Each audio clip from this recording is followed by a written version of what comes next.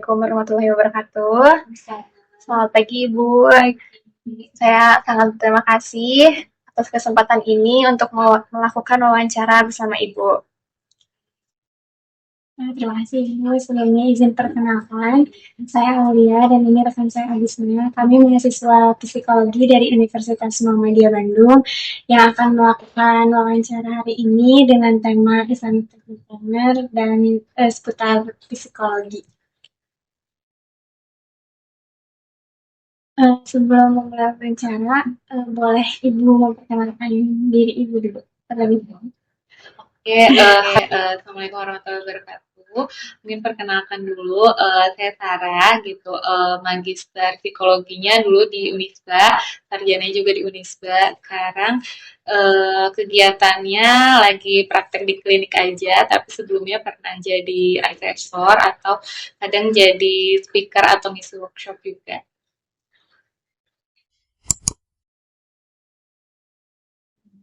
Kalau dulu sebenarnya karena masih SMA ya, terus kan suka banyak yang curhat gitu ya, klise sebenarnya gitu kayak, oh ya pengen ngebantu orang deh, terus kayaknya psikologi kuliahnya nggak terlalu apa hektik kayak yang lain gitu kayak di sinetron gitu ya. Ya udahlah masuk dan waktu itu sempet tes minat bakat juga, memang diarahinnya tuh salah satunya psikologi yang apa cocok buat saya gitu. Makanya saya memilih untuk masuk ke psikologi.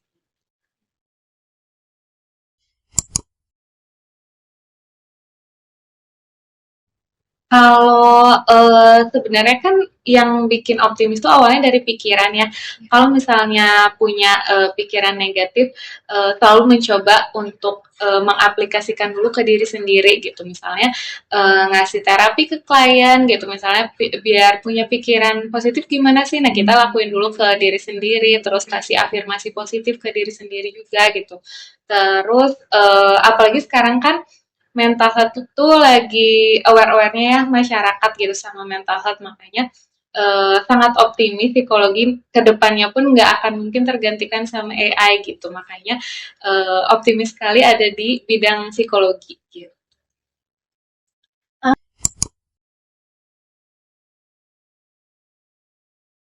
Oke. Tergantung kliennya juga kalau misalnya dianya Islami gitu ya kayak kita gitu misalnya dia percaya Islam dan agamanya memang Islam gitu biasanya saya selip-selipin juga tuh misalnya oh iya abis sholat misalnya kamu bisa abis sholat subuh kasih deh afirmasi positif ke diri sendiri gitu atau pas tahajud tuh misalnya lagi curhat ke Allah boleh tuh sekalian afirmasi positif gitu kan lagi tenang juga itu situasinya kayak gitu sih lebih sering.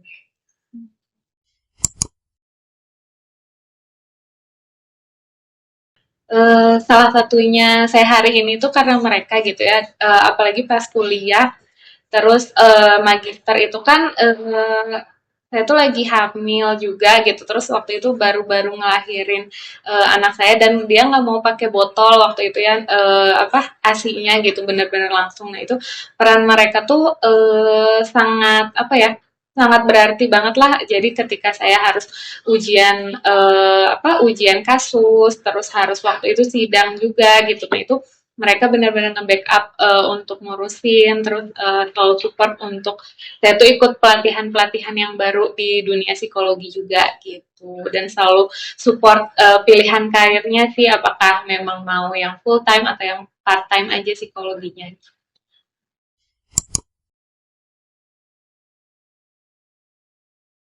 Setuju dong, apalagi sekarang kan banyak ini ya, gentle parenting ya gitu. Eh, Sebenarnya bagus gentle parenting, tapi tetap kita juga harus nerapin aturan, harus tetap tegas gitu ke anak. Tapi memang anak itu kan sebaiknya kita memahami dia gitu ya, nggak mungkin dia mau memahami kita. Makanya tiap anak butuh kasih sayang kita harus support gitu, kayak kasih pelukan, perhatian ke dia itu akan berarti banget gitu. Nantinya dia pun akan mencontoh kita.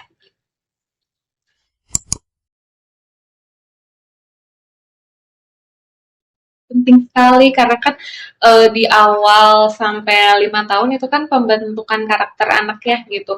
Apalagi di situ pasti dia apa sosok paling nyamannya pasti ke ibunya gitu atau enggak ke ayahnya gitu ya yang lainnya. Tapi pasti dari awal lahir pasti dia udah tahu figur yang berperannya itu paling penting yang bikin dia nyaman pasti ibunya gitu. Makanya gimana kita ngasih kasih sayang ke dia biar dia nggak jadi orang yang misalnya agresif atau dia bingung sama pola asuh kita gitu ya maksudnya takutnya inkonsisten atau gimana nah itu diomongin dulu sama ayahnya pasangannya gitu baru nanti kita kasih yang terbaik buat dia tuh seperti apa gitu makanya sebenarnya penting banget ya pembentukan itu apalagi anak-anak sekarang tuh kadang suka dicap apa nggak tahu etika misalnya kayak gitu nah itu kan sebenarnya balik lagi ke keluarganya itu kan menerapkannya seperti apa gitu makanya ngedidiknya tuh sambil dikasih ketegasan tapi juga dikasih kasih sayang juga gitu biar dia tuh tetap ngerasa dicintai disayang kayak gitu.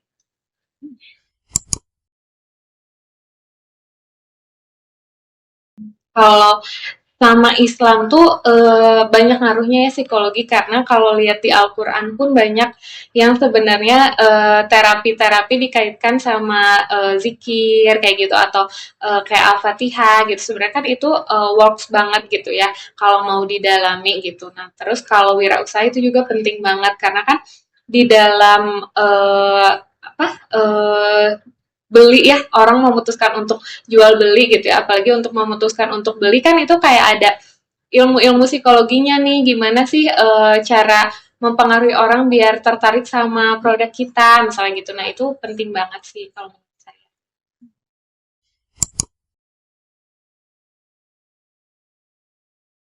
Kalau teknologi biasanya saya suka nyuruh misalnya dia ikut workshop-workshop misalnya online gitu apa kalau misalnya mereka kurang punya coping strategi yang baik misalnya kayak gitu oh kamu kegiatannya misalnya dia kalau ada masalah dia self harm gitu ya misalnya saya suruh oh kamu cari dong kegiatan apa sekarang kan teknologi juga banyak yang baru misalnya kamu workshop Zoom gitu atau sambil ngapain kan bisa gitu ya terus kalau di keislaman ya itu tadi maksudnya sambil sholat, sambil mendekatkan diri ke Allah, sambil coba tulis bersyukur gitu hari ini apa aja sih yang membuat kamu bersyukur gitu, kamu masih bisa hidup sampai sekarang, terus kasih afirmasi positif juga ke diri sendiri kayak gitu.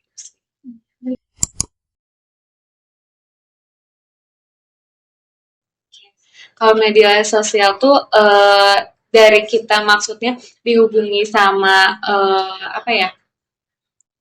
Itu namanya kayak mental health yang komunitas-komunitasnya gitu kan kayak suka ngehubungin gitu misalnya mau nggak ngisi jadi speaker atau misalnya jadi workshop bareng nah itu kayak membangun relasi baru juga sih dan maksudnya saya sebagai psikolog tuh seneng banget punya relasi baru gitu dan ketika saya ditawarin kerjaan atau ada klien pun itu ngehubunginnya lewat sosial media gitu karena menurut saya sih sosial media sekarang itu berpengaruh banget gitu dengan kita kayak suka sharing-sharing di sosial media atau bikin konten gitu ya itu bikin kita membangun relasi jadi kenal psikolog-psikolog yang lain atau dapat kerjaan baru.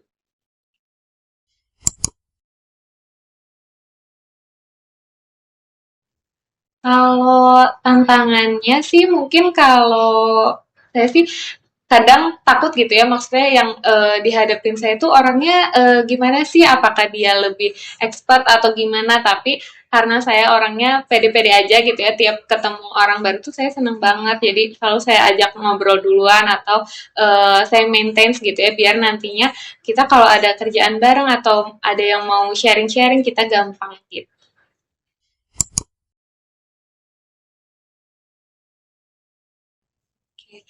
Biasanya sih saya sering tiap mau tidur suka baca jurnal gitu, entah itu jurnal apapun gitu ya, yang lagi misalnya lagi marak kasusnya atau yang lagi apa Strawberry Generation kayak gitu-gitu ya, atau standar TikTok atau kayak stress language apa gitu yang kayak anak-anak sekarang lagi bahas itu suka saya dalamin gitu. Atau kalau misalnya ada kayak terapi-terapi baru yang pengen saya pelajarin, biasanya saya ikutan daftar gitu. Jadi kita tetap nge-upgrade ilmu terus gitu. Nggak mungkin kita stuck di sini terus karena kan pasti berkembang ya kalau pengetahuan.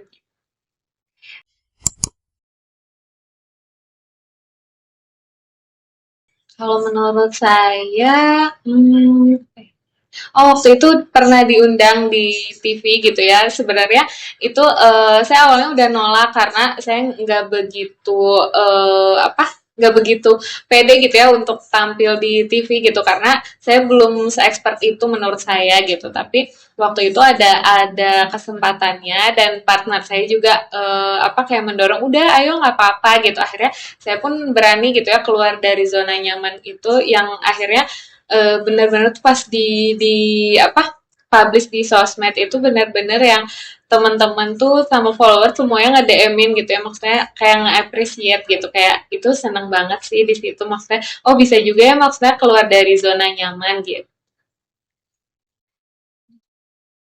Mungkin untuk pertanyaannya udah selesai, Ibu. Terima kasih banyak atas peluangan waktu Ibu untuk kami. Mohon maaf jika dari awal sampai akhir ada kata-kata yang mungkin kurang berkenan di hati Ibu. Terima kasih. Semoga kedepannya kami bisa sharing-sharing lagi mungkin ilmu yang Ibu berikan tadi sangat bermanfaat buat kami kedepannya. Apalagi kami mahasiswa baru semester 1 dan mungkin insya Allah kedepannya juga semoga kami bisa Ibu. Semangat kuliahnya. Ya.